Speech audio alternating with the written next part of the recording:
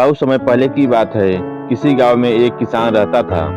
वह रोज भोर में उठकर झरनों से स्वच्छ पानी लेने जाया करता था। इस काम के लिए वह अपने साथ दो बड़े घड़े ले जाता था, जिन्हें वो डंडे में बांध कर अपने कंधों पर दोनों ओर लटका लेता था। उनमें से एक घड़ा कहीं से फूटा हुआ था और दूसरा एकदम सही था।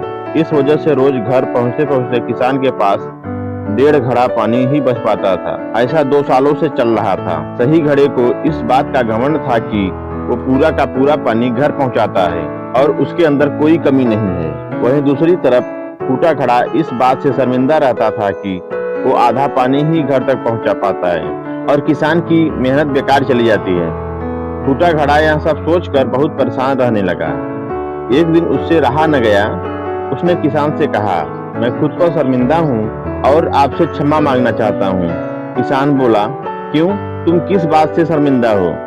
घड़ा बोला, शायद आप नहीं जानते, पर मैं एक जगह से फूटा हुआ हूँ और पिछले 2 सालों से मुझे जितना पानी घर पहुँचाना चाहिए था, बस उसका आधा पानी ही पहुँचा पाया हूँ। मेरे अंदर ये बहुत बड़ी कमी है और इस वजह से आपकी मेहनत बर्बाद होती है। फूटे घड़े ने दुखी होते हुए कहा।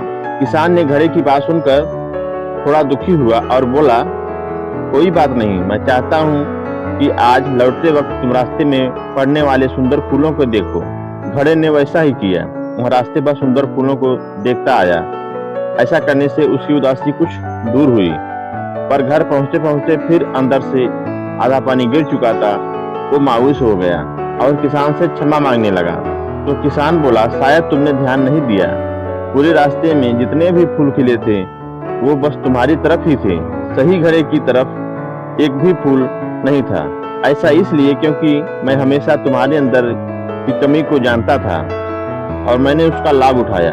मैंने तुम्हारे तरफ वाले रास्ते पर रंग बिरंगे फूलों के बीजों को बो दिए थे।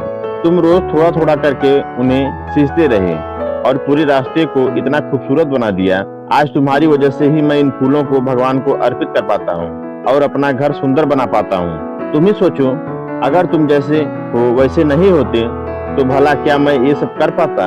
दोस्तों, हम सभी के अंदर कोई ना कोई कमी होती है, पर यही कमियां हमें अनोखा बनाती हैं। उस किसान की तरह हमें भी हर किसी को वो जैसा है वैसे ही स्वीकारना चाहिए और उसकी अच्छाई की तरफ ध्यान देना चाहिए।